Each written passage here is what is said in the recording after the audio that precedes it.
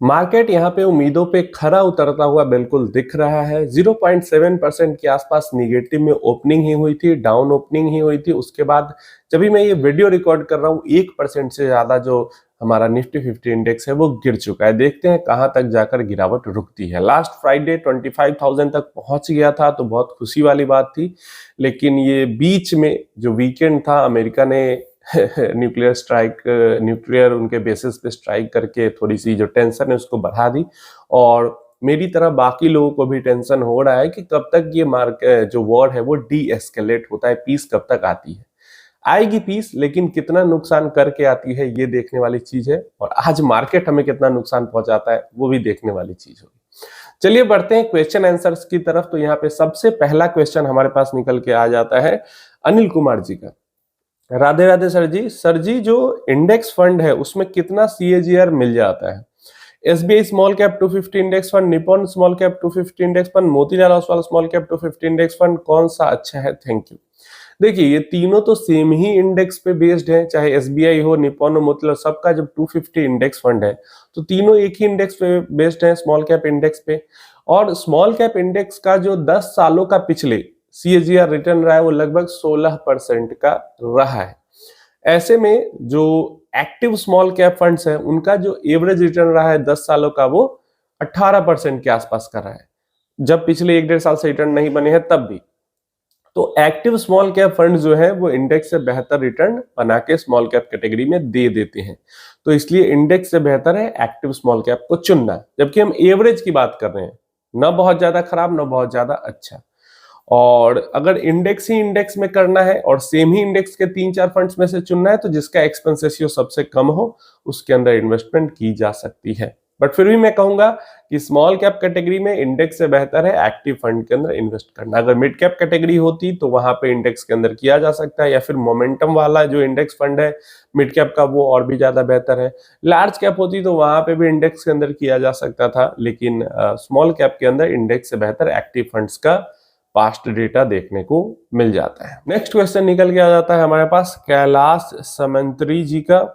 आशु भाई please review my portfolio. HDFC mid cap fund है 2000 की एसआईपी जा रही है, मोतीलाल मिड कैप फंड है 2000 की एसआईपी जा रही है, एसबीआई स्मॉल कैप फंड में 1000 रुपीज की एसआईपी जा रही है। तो मिड कैप फंड एक 2000, मल्टी कैप फंड एक 2000, स्मॉल कैप फंड 3 है, तीनों मिलाकर 5000 रुपए। तो स्मॉल कैप के अंदर 5000, मिड कैप के अंदर 2000, मल्टी कैप के अंदर 2000 की एसआईपी जा रही है।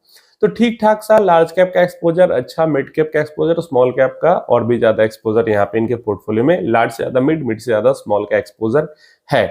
अब यहाँ पे इनका कहना है doing small lump sum occasionally during market fall, started investment before 1 year. 1 साल से पुराना पोर्टफोलियो है और छोटे छोटे मार्केट जब जब गिरती है तो लमसम भी इन्वेस्टमेंट करते हैं। 15 साल का गोल है। Goal is to build house in native my native and balance money is for retirement expenses. What are the expectations from this portfolio? Do I need to change anything or continue with these funds? What will be the corpus after 15-17 years? Please review. अब देखिए मैं कहूंगा कि आप अलग अलग गोल के लिए अलग अलग अपना आप इन्वेस्टमेंट करें ताकि आपका गोल कंप्रोमाइज ना हो। अगर चाइल्ड रिलेटेड आपका गोल है तो उसके लिए एक फंड रख ले अलग। आपका अगर घर बनाने के लिए गोल है तो उसके लिए अलग एक फंड रख ले। आपका अगर रिटायरमेंट के लिए चाहिए पैसा तो उसके लिए अलग गोल फंड रख ले। इससे आपका जो क्लटरिंग नहीं होगी आपके गोल्स के अंदर जो इन्वेस्टमेंट है उसकी। अलग अलग फंड्स रहेंगे ना तो आपको दिखेगा कि इतना मेरा पैसा, मान लो आपको घर बनाने के लिए जमीन है, आपके पास 30 लाख रुपए घर बनाने के लिए चाहिए। ओवरऑल पोर्टफोलियो में जैसे 30 लाख रुपए आपका कंप्लीट हो जाएगा, उससे ऊपर जाएगा, अंदर से मतलब आपको होने लगे कि चलो घर बना ही लेते हैं। लेकिन घर बनाने के साथ साथ आपका चाइल्ड का भी गोल है फ्यूचर के लिए, एजुकेशन का हो या मैरिज का हो। आपका अगर रिटायरमेंट का भी गोल है तो उसके लिए भी पैसे चाहिए। अब 30 लाख रुपए पूरा का पूरा आप घर बनाने में लगा लोगे तो फिर से आपको जीरो से स्टार्ट करना पड़ेगा अदर गोल्स के लिए। तो इसलिए अलग अलग गोल्स के लिए अलग अलग फंड को आप बांट दो। जैसे यहाँ पे है आप मल्टी कैप फंड को और एक स्मॉल कैप फंड को बांट सकते हो घर बनाने के लिए। दोनों मतलब जैसे एचडीएफसी मल्टी कैप और मान लो यहाँ पे क्वांट स्मॉल कैप को बांट दिया कि इन दोनों फंड के अंदर पैसा घर बनाने के जितना हो जाएगा तो निकाल के हम घर बना लेंगे। उसके बाद आप दो स्मॉल कैप फंड को बांट दो एक तरीके से, जैसे एसबीआई और निपॉन बच गया, तो इन दोनों फंड्स के अंदर जो पैसा जमा होगा उसको हम रिटायरमेंट के लिए अपने यूज करेंगे। और मान लो मोतीलाल का मिड कैप फंड है, इसको हमने रख दिया कि इसके अंदर से जो पैसा जमा होगा उसको हम चाइल्ड एजुकेशन के लिए यूज करेंगे, क्योंकि सारे ही गोल्स जो हमारे हैं वो 10-15 साल से ऊपर वाले हैं, तो इन फंड्स के अंदर इन्वेस्टमेंट की जा सकती है। इस तरीके से क्या हुआ कि किस गोल के लिए हमारा कितना पैसा जमा हुआ वो हमें समझ में आएगा, और अभी से उसी के अकॉर्डिंग हम इन्वेस्टमेंट भी कर पाएंगे। सारे गोल्स को एक साथ मत रखो कि एक ही पूरा पोर्टफोलियो है, जैसे जैसे पैसा जमा होते जाएगा वैसे वैसे हम गोल पूरा करते जाएंगे, वैसे में दिक्कत हो जाएगी आगे चल के। इसलिए अलग अलग फंड्स रखें। अगर आप अलग अलग फंड नहीं रखना चाहते एक पोर्टफोलियो में, तो जैसे एक ग्रो के अंदर अकाउंट है, एक जीरोधा के अंदर अकाउंट है, एक एंजल वन के अंदर अकाउंट है, और तीनों के अंदर अलग अलग हम पोर्टफोलियो अपने 3 गोल के लिए मेंटेन कर रहे हैं, ऐसा भी किया जा सकता है, कोई दिक्कत वाली बात इसमें नहीं है। 2-3 फंड्स के साथ तीनों के अंदर अलग, मतलब जिस तरीके से आप शांति से अपने गोल के लिए इन्वेस्टमेंट कर सकते हो उस तरीके को आप फॉलो करो, लेकिन पैसा अलग अलग जरूर जमा करें अभी से, क्योंकि अभी से अलग अलग जमा करेंगे कम पैसों में काम हो जाएगा। एक गोल को पूरा करेंगे फिर जीरो से स्टार्ट करेंगे, फिर दूसरे गोल को पूरा करेंगे फिर जीरो से स्टार्ट करेंगे, दिक्कत हो जाएगी। और ऐसा ही हो जाएगा अगर आप सारे गोल्स को एक साथ रखोगे तो। कितना कॉर्पस बन सकता है, तो इजीली 16 से 18% के रिटर्न के अकॉर्डिंग आप 16, 17 या 18 इन्हीं 3 में से कोई एक आपके पोर्टफोलियो पे XIR जनरेट होगा 15 सालों में। इससे ज्यादा अगर हो जाता है तो वो बोनस पॉइंट की तरह होगा, लेकिन ये जो है वो एक्सपेक्टेशन सही है और इतना मिल सकता है, ये समझ के हमें चलना चाहिए और इसके अकॉर्डिंग आप कैलकुलेशन ले सकते हो। नेक्स्ट क्वेश्चन हमारे पास आ जाता है सैयद जी का, कहीं ऐसा तो नहीं होगा म्यूचुअल फंड म्यूचुअल फंड सही है बोल के इन्वेस्ट करा के लोगों का पैसा डूब जाएगा, भाग जाएंगे पैसा लेके, जैसे ज्वेलरी वाले भाग जाते हैं, ये कुछ रॉयल ट्रिंकल कंपनी इन्होंने चिट फंड, मतलब कहना का मतलब इनका कि जैसे ज्वेलरी वाला आता है स्कीम, चिट फंड वाला स्कीम आता है, ये सब स्कीम आते हैं और भाग जाते हैं, कहीं वैसा तो नहीं हो। तो देखिए अगर इतना समझ, आप एक काम करो, रेगुलर मेरा चैनल देखो या किसी का भी म्यूचुअल फंड के अकॉर्डिंग के लिए जो इन्फॉर्मेशन था उसका चैनल देखो, आपको समझ में आ जाएगा कि म्यूचुअल फंड में पैसा लेके आपका भाग कोई नहीं सकता है। म्यूचुअल फंड के अपने रिस्क हैं, मार्केट रिलेटेड रिस्क हैं, पैसा हो सकता है 2 साल 3 साल तक ना बने, हो सकता है नेगेटिव में पैसा रहे, हो सकता है 30% नीचे चले जाए, ये मार्केट रिलेटेड रिस्क है।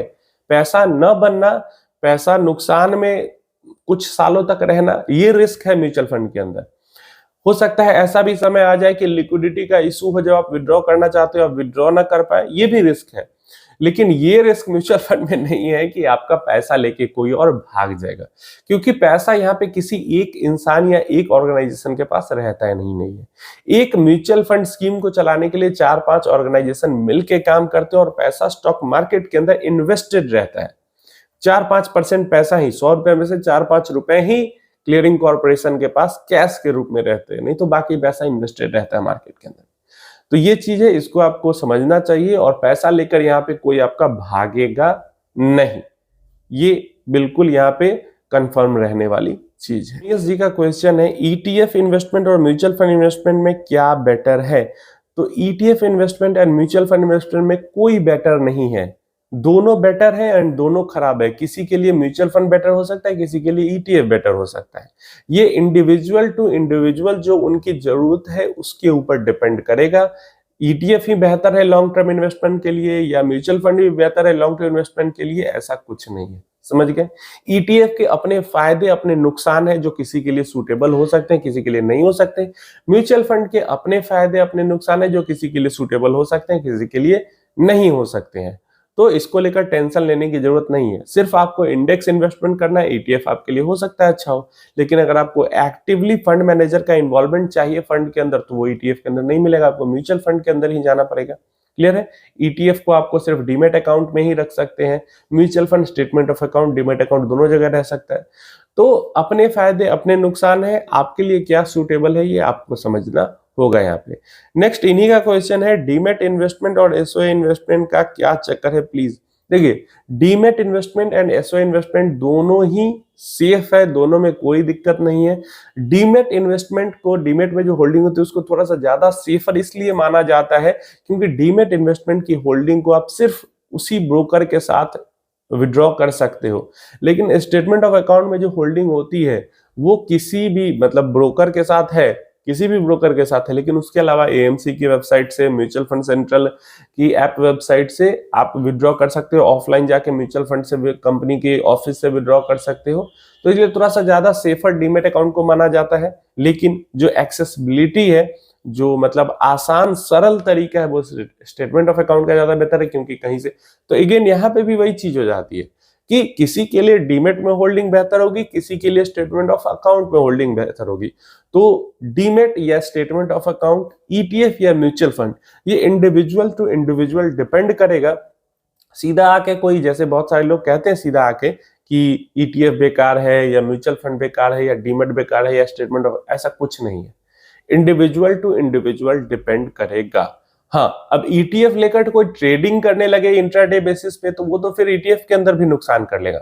लॉन्ग टर्म होल्डिंग की यहाँ पे बात हो रही है, जैसे मैंने पास्ट में बनाया भी हुआ है कि ईटीएफ की दुकान खोलो और घर बिकवा लो।